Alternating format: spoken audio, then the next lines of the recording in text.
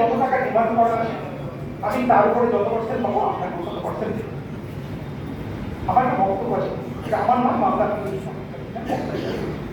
ধরুন কোনো একজন কন্ট্রাক্টর যে মানুষটা 9 মাস ধরে 20% টাকা পেয়েছে, বাকি টাকা পায়নি, তার পক্ষে তো পিএফআইটা হয়তো অনেকের পক্ষে ইনটাইম জমা করা সম্ভব হচ্ছে না, যার ফলে সে কিন্তু তার বিলটাও কিন্তু ডিপার্টমেন্ট জমা করছে না, যেহেতু ওই পিএফআই দিতে পারছে না, তার বিল যখন জমা করতে পারছে না, তার বিলটা কিন্তু আপলোড হচ্ছে না, তার বিলটা ডিমান্ডে আসছে না, অটোমেটিক্যালি ডিভিশন ডিমান্ড করছে, ডিভিশন কম পেমেন্ট পাচ্ছে, তার কিন্তু ডিমান্ডটা কম হচ্ছে। কেউ হয়তো দেখা গেল অলরেডি 9 মাস ধরে টাকা দিয়ে গেছে, সেহেতু পিএফএস এর 7 মাসে দিয়েছিল, 2 মাসের টাকা সে দেয়নি, তার বিলটা ডিমান্ড হয়নি, এর টাকাটাও সাথে কম পাচ্ছে। আমি অন রেকর্ড এই মিটিং থেকে বলছি, এপ্রিলের অ্যামেন্ডমেন্ট পিএফএস দেখুন, 2 বছর পর্যন্ত একটা ফান্ড পিএফআই দিতে পারবে উইথ ইন্টারেস্ট। আপনাদের বলি 8.3% বোনাস পিএইচতে অপারেশন মেইনটেনেন্সে ধার্য করা আছে।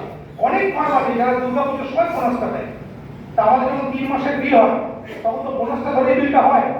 আমরা যখন পাইপ লাইনের পেমেন্ট করি, যখন পাইপ লাইনের কাজ করি, আমরা পাইপ লাইন ক্লেম করে দিই, আমাদের বিল করে ডিপার্টমেন্ট সবসময় আমরা কন্টিনিউটি টেস্ট বা হাইড্রোলিক টেস্টিং দিই তা না, শেষে কি আমরা দিই, কারণ ডিপার্টমেন্ট আমাদের হয়তো বাকি অ্যারেঞ্জমেন্টটা করে দিতে পারে না, কোথাও সেটা হয়নি, কোথাও সোর্স নেই, আমরা দিতে পার্টিকুলার হয়নি, আমরা করতে পারি না। তাহলে এখানে গভর্নমেন্ট বলছে যে 2 বছরের মধ্যে হলে তুমি পিএফটা দিতে পারবে, তোমার ইন্টারেস্ট পাবে। এবং আরো একটা ইম্পর্টেন্ট জিনিস, ইএসআইটা এপ্রিল মাসের আগে পর্যন্ত প্রত্যেক মাসের 12 তারিখের মধ্যে দিতে হতো। এখন গভর্নমেন্টের অ্যামেন্ডমেন্ট হচ্ছে 6 মাসের মধ্যে, মানে এপ্রিল মাস, এপ্রিল ইএসআইটা এপ্রিল, মে, জুন, জুলাই, আগস্ট, সেপ্টেম্বর 30 এর মধ্যে পর্যন্ত আমরা দিতে পারবো। তার জন্য ইএসআই দপ্তরে কোনো পারমিশন লাগবে না, শুধু একটা মেল করতে হবে, ওরা টপিক করবে, আমরা জমা করতে পারবো, ম্যান হেডে জমা হবে। তার বাইরেও জমা করা যায়, কিন্তু সেটা ম্যান হেডে ইনশোর হবে, সেটা আসছে না। তাহলে একটা ফার্ম সে 9 মাসের মধ্যে 7 মাস ধরে পিএফআই দিয়েছে, আমার বন্ধুরা যারা ফিনান্সিয়াল ব্রাঞ্চে আছে তাদের ক্ষেত্রে যদি গভর্নমেন্ট তার বিলটা যদি 9 মাসের বিল করে, সেও তো কিছু বেশি টাকা পেতে পারে, যেহেতু কারণ সেটা তো ফাইনাল বিল নয়, সেটা তো রানিং বিল করছে, ফাইনাল বিল আটকে রাখবে। কেন আটকে রাখছে? যেখানে গভর্নমেন্ট তার প্রভিশন খুলে দিয়েছে। এই ইস্যুগুলো আমাদেরকে আলোচনার মধ্যে আনতেই হবে। কারণ বন্ধু একটা কথা বারবার বলি, আমি যেটা প্রথমেই বললাম যে প্রত্যেকটা দিন আমাদের এই সুন্দর হবে, এই আশা নিয়ে আমরা বেঁচে আছি। যে নিয়ে আজকে আমাদের প্রবলেম আছে, শুনছি হঠাৎ করে কেমন টাকা আসবে, আবার আপনাকে 20% পেমেন্ট দিন, তাহলে সবাই ঠিক করুন যে জেলা জুড়ে আমরা কত টাকা পেলে তবে আমরা সামনের মাসে বেতনটা দেবো।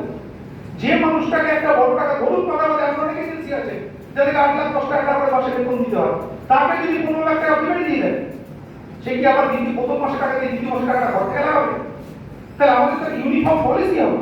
আমি তো ডিপার্টমেন্টকে বলবো, এবং মালদাতে পিএইচডি কর্মকর্তাদের তরফ থেকে আমাদের মাননীয় সম্পাদক ডেপুটেশন দিয়েছি, তার মধ্যে একটা প্রিন্টার ছিল যে এপ্রিল 2025 পর্যন্ত আপনাকে আমাদের বকেয়া অর্থ পুরোটাই প্রদান করতে হবে। আমরা জানি ওরা করবেন না, কিন্তু আমাদেরকে ম্যাক্স টাকা শুনতে হবে, এবং সেই টাকা যদি না হয়, বর্তমানে যে পরিস্থিতি, আগামী 2-3 মাসেও পরিস্থিতি স্বাভাবিক হবে বলে আমাদের মনে হচ্ছে না। তাহলে আমাদের তো বাঁচতে হবে, আমাদের সোর্স নেই, আমাদের সোর্স অপারেশন মেইনটেনেন্স। তাহলে অপারেশন মেইনটেনেন্সে যদি আমরা ম্যাক্সিমাম টাকা যদি আমরা না নিয়ে আসতে পারি, কি করে আমরা পারবো?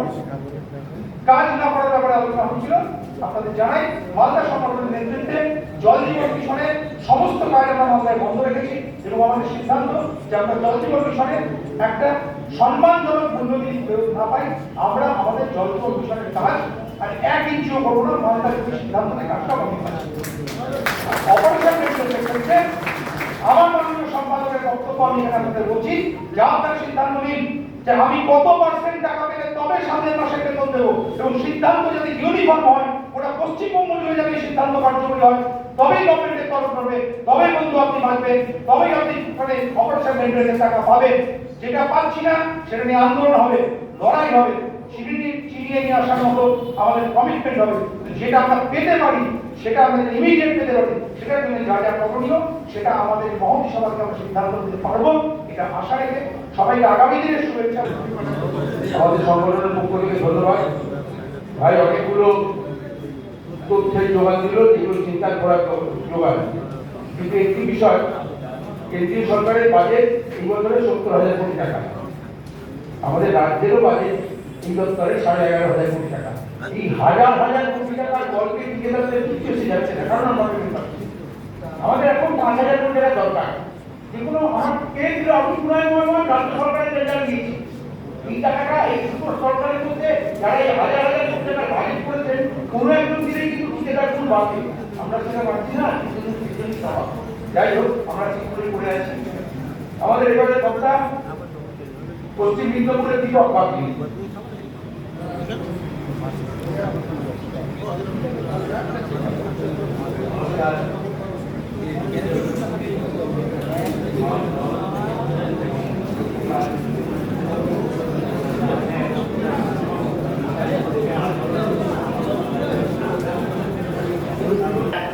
তার ঠিক 1 মাস পর থেকে উনি জানতে চান আপনি কাজটা কিভাবে সম্পন্ন করবেন, কবে কত পার্সেন্ট কাজ করবেন এবং কবে কাজটা শেষ করবেন। তো আমার মনে হয় আমাদের প্রত্যেকের অধিকার আছে বকেয়া টাকাটা কিভাবে পেমেন্ট করবেন, কবে পেমেন্ট করবেন। আর তাই আমি আমার রাজ্য নেতৃত্বের কাছে অনুরোধ করবো উনি যত সত্য সম্ভব সমস্ত ডিস্ট্রিক্টের প্রতিনিধিদের সেখানকার তদানীত ডিস্ট্রিক্টের ডিউ লিস্ট নিয়ে ঊর্ধ্বতন কর্তৃপক্ষ যেমন ডিএমসি, চিফ ইঞ্জিনিয়ার এবং সিভিল আমাদের দপ্তরে, আমি অন্য জায়গায় যেতে বলছি না, মন্ত্রীর কাছে যেতে বলছি না, কোনো লাভ নেই। ডিস্ট্রিক্ট ম্যাজিস্ট্রেটের কাছে আমরা বহুবার গেছি, এক্সিকিউটিভ ইঞ্জিনিয়াররা অলরেডি আমাদের কাছে সারেন্ডার হয়ে গেছেন। ওনারা বলছেন আপনারা কাজ করবেন না, এই কথাটা আমরা লিখিতভাবে আপনাদের ধরতে পারছি না। আপনাদেরকে একটা বলছি, মুখে বলছি, আপনারা কাজ করুন। আর বাকি থাকলো মেইনটেনেন্সের কথা। মেইনটেনেন্স এমন একটা কাজ আমরা করি যার অপর নাম হচ্ছে জীবন। জলের অপর নাম জীবন। আমরা প্রত্যেকটা মানুষকে খাবার জল জীবনে বেঁচে থাকার জিনিসটা এটা বন্ধ করতে আমরা পারবো না, কখনোই পারবো না। শাড়ি ছেড়ে দিয়েছি। আমরা দেখছি আমরা আমাদের ভাব অপারেটর, আমাদের পাম্প অপারেটর তাদের বেতনটা বন্ধ করছি, তারাও একটা ফ্যামিলি বিলং করে, তাদেরও প্রবলেম হচ্ছে, আমাদের কিন্তু সরকার টাকা দিচ্ছে না। আমি গতকাল আমার অফিসে একটা জিনিস দেখলাম, যেটা চিফ ইঞ্জিনিয়ার অফিস থেকে সার্কুলার হয়েছে, যে মেইনটেনেন্সে ক্যাটাগরি ভাগ করে ডিমান্ড করতে হবে। অমিতাভ দাস, দক্ষিণ 24 পরগনা, অমিতাভ দাস সভাপতি, সদস্য এবং বিভিন্ন জেলা থেকে আগত আমাদের পিএইচই কন্ট্রাক্টর অ্যাসোসিয়েশনের যারা কর্মকর্তা আছেন এবং উপস্থিত আমাদের সহযোদ্ধা কন্ট্রাক্টরকে সংগ্রামী অভিনন্দন জানিয়ে আমি দু একটা কথা বলব। প্রথম কথা, আজকে আমাদের এইখানে আসতে হলো কেন সেইটা আগে আমাদের চিন্তা করতে হবে। এই পরিস্থিতির জন্য কারা দায়ী এবং এই পরিস্থিতি থেকে ওভারকাম করতে গেলে আমাদের কি করতে হবে তারও দিশা আমাদের আজকে তৈরি করতে হবে। আর এর ভিতরে বেশ কিছু ঘটনা যেগুলো ঘটে গিয়েছে তার কিছু নিদর্শন আমি আজকে আপনাদেরকে জানাচ্ছি। কোথায় বলবো আমাদের অ্যাসোসিয়েশন নিয়ে, তার আগে একটু ফ্ল্যাশব্যাকে যাব। কিছুদিন আগে আপনারা সবাই জানেন যে আমাদের ভারতবর্ষে একটা হামলা হয়ে গিয়েছিল, যার জন্য ইন্ডিয়া অপারেশন সিঁদুর করেছে। ইসরায়েল ওখানে হামাসের সাথে লড়াই করছে। ছোট সংগঠনটা তাদের রিলিজ করছে, এরাও যদি মিসাইল মারে 10টা ওরাও দুটো মারছে। ওরা পাচ্ছে কোথা থেকে? ওদের এই শক্তিটা কোথা থেকে আসছে? দুটো জায়গা থেকে ওদের শক্তি আসছে। ওদের একটা মেন্টালিটি আছে, মরবো নাহলে লড়াই করবো। 2 নম্বর, ওরা যে লড়াই করছে ওদের যে আর্মস অ্যামুনিশন আসছে তাদের সাপোর্ট আছে, ফিনান্স সাপোর্ট আছে। আজকে আমাদের পশ্চিমবঙ্গের কোন ডিস্ট্রিক্টের যে সব আমাদের ইউনিয়ন যে ফান্ড আছে সেখানে আমাদের সেই ফিনান্স সাপোর্টটা নেই। আমরা লড়াইটা করবো তাদেরকে। আমাদের যে সদস্যদের যে চাঁদা, সেই চাঁদাটা কেউ ঠিক মতো নেয় না। আমরা বলবো সভাপতি, সেক্রেটারি, আমাদের পশ্চিমবঙ্গ রাজ্য সভাপতি, উপসভাপতি, প্রমুখ সভাপতি তাদেরকে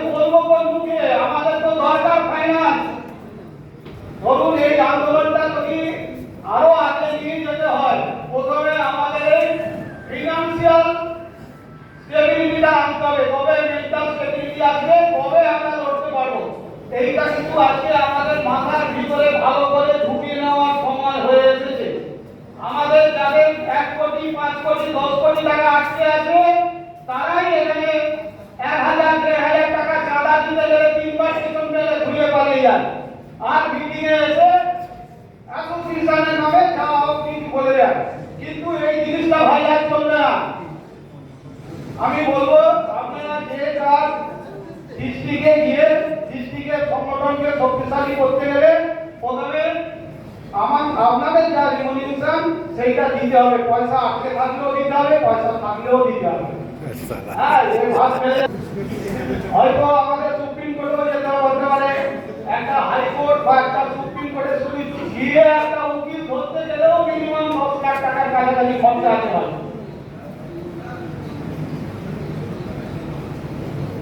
আর একটা জিনিস আমাদের ভিতরে রাখতে হবে, একটা আমাদের গ্রাম্য ভাষা আছে, গ্রামে এখন খুব শক্তিশালী ব্যায়ামবিন ছিল আর কি, তাকে দেখে সবাই ভয় পেত, সে যার বাড়ির সামনে থেকে হাঁটাহাঁটি করতো সে বাড়ির লোকজন বেরোতো না হতো। এইরকম যদি এক জায়গায় করতে করতে একটা লোককে তার বাড়ির সামনে সে ওই রকম একটু অবজ্ঞ কথাবার্তা বলছিল, সে লোকা ফিরতে লোক, সে বাইরে আসবে, এসে বললো দাদা তোমার তো শক্তি আছে, তোমার সাথে লড়তে পারবো না, তুমি ভাই আমার বাড়ির সামনে কিছু বলো না। কিন্তু লোকটা কি করলো, তার জামার কলার ধরে দিয়ে একটা পুকুর ছিল, শুকনো পুকুর, তাকে পাক ভর্তি সেইখানে ফেলে দিল, ছুড়ে ফেলে দিল। লোকটা কোনো রকমে হামাগুড়ি দিয়ে উঠিয়ে এসে ও কি করলো, ওই গায়ের কাদাটা নিয়ে ওই লোকটার গায়ে একটু লাগিয়ে দিল। ও খালি এই কথা বললো যে তুই আমাদের ছুড়ে ফেললে কি হবে, দেখ তোর জামাতে আমি কাদা লাগিয়ে দিই। হ্যাঁ, আমাদেরও সেই রকম মনোবৃত্তি নিয়ে আমাদের চলতে হবে। চোতা বের করেছে।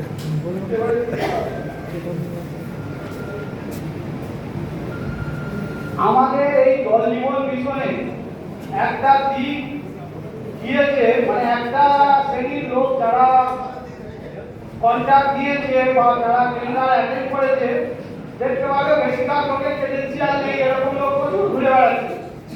এই কিছুদিন আগে আমি একটা আমাদের গ্রুপে মেসেজ করেছিলাম, যেখানে দেখা যাচ্ছে 30-35টা লোক ক্রেডেন্সিয়াল নেই, তারা কাজ করছে।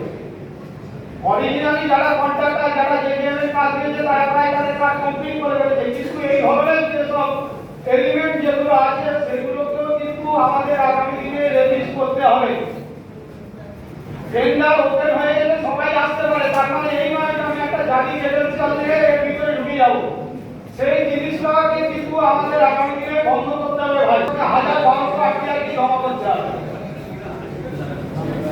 দ্বিতীয়ত বলবো যে ইমিডিয়েট কাজ সব করা,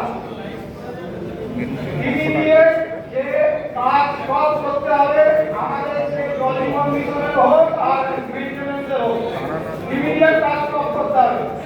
এবং এর ভিতরে এখন একটা ডিপার্টমেন্টে যারা কি করছে, ডিপার্টমেন্টে তো এখন খুব একটা জল জীবন মিশন রিলেটেড কাজের খুব একটা নেই, ওরা এখন গ্রামে গ্রামে ঘুরছে, পঞ্চায়েতে ঘুরছে, বিডিওতে ঘুরছে, গিয়ে ওখান থেকে ফোন করছে, ভাই এই তোমার ওই পাড়ায় একটা পাইপ ফেটে গেছে, তুমি সারাও, আমরা এখন সারাবো, আমার তো লেবার টেবার সব চলে গেছে, পয়সা নেই, পয়সা বলতে হবে না, বিডিওর সাথে বলো, বলে ফোনটা ধরিয়ে দিল, বলে বিডিওর সাথে বলো, আমি দিয়ে দাও বিডিও ফোনটা নিয়ে বলায় আপনার কাছে পাইপ ফেটে আছে, এটা পাবলিকের সব দিতে হবে, আমরা পয়সা করে আছে, পয়সা দিতে হবে, পয়সা দাও, হ্যাঁ, মানে এইরকম ধরনের একটা সাইকোলজিক্যাল ক্রিয়াও এখন ডিপার্টমেন্টে চলছে। এর থেকে নিজেদেরকে সজাগ থাকতে হবে। আমার কোনো একটা জায়গা কোনো করে কাজটা বন্ধ করে আছে, রাস্তায় গাড়ি টাইপ করে আছে, তুমি কাজ করছো না, হ্যাঁ, আমার সংসার বন্ধ হয়ে পড়ে আছে, হ্যাঁ আমি কাজ করছি না, আমি সংসার বড় করছি, আমি কাজের ব্যবস্থা করছি।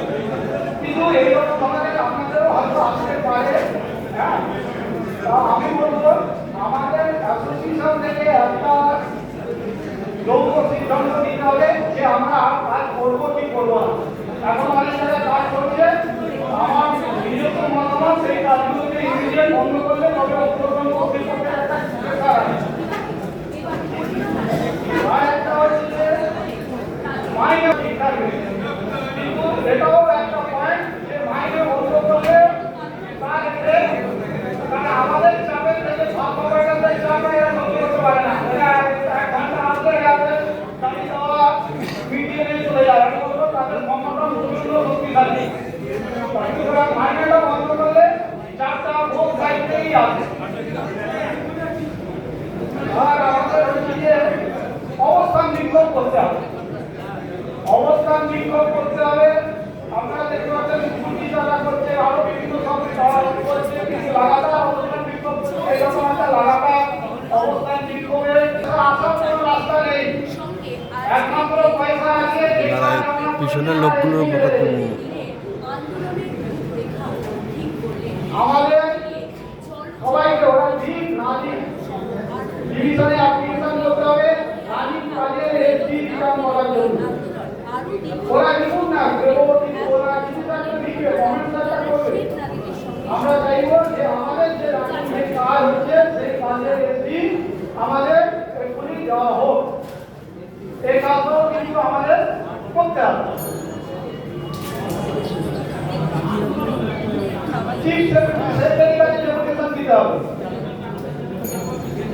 আরো আমার যুবকরা যারা বলে গেছে, তারাও ভ্যালিড পয়েন্ট বলে গেছে, যেমন প্রেস কনফারেন্স করে প্রেস কনফারেন্স দিয়ে সেখানেও প্রসূন বিশ্বাস ভূমি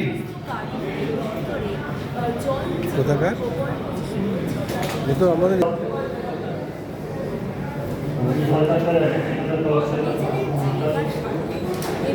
প্রথমেই আমি মঞ্চে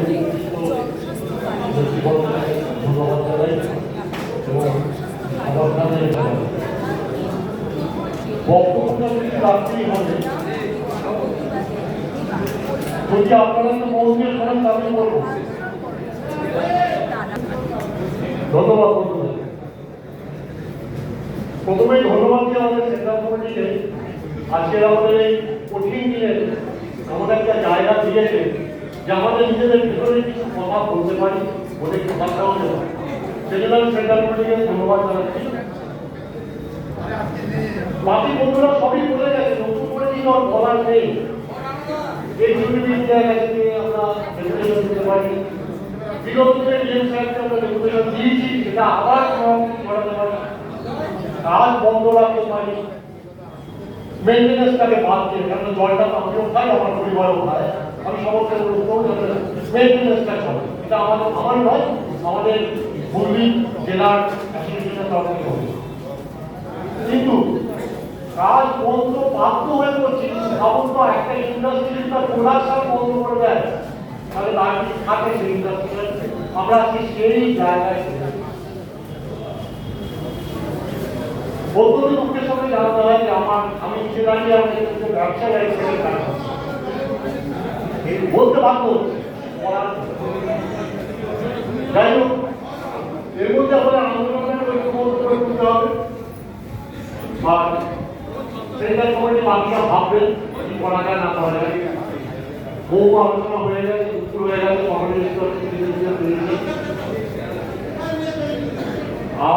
আর কি বলবো, ভালো থাকুন সবাই, আনন্দ থাকুন। শুধু সেন্ট্রাল কমিটিকে বলুন, আজকে যেন একটা এমন সিদ্ধান্ত আমরা এখান থেকে করে যেতে পারি, সেটা নিয়ে যেন গোটা পশ্চিমবঙ্গের একটা দৃষ্টান্ত তৈরি হবে।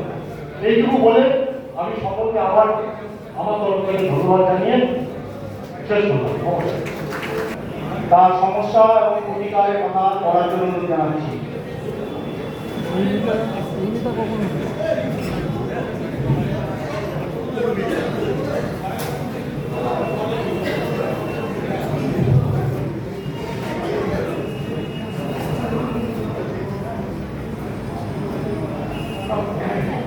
নমস্কার।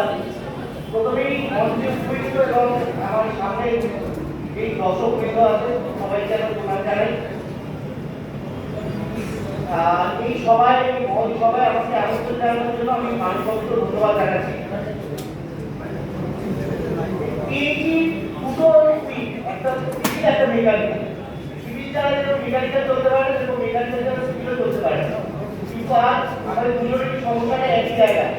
দীর্ঘদিন খবর সবাই আপনারা আগে বলেছেন আমাদের সমস্যার কথা। আপনি কখন বলতে চাই না, আমি বলতে চাই আমরা কিভাবে এই আন্দোলনকে এগিয়ে নিয়ে চলছে, আমরাও সর্বতভাবে আপনাদের সঙ্গে আছি। আমরাও আমাদের কিছু আন্দোলন করে থাকি, আমরাও মাননীয় মন্ত্রী, মাননীয় মুখ্যমন্ত্রী, মাননীয়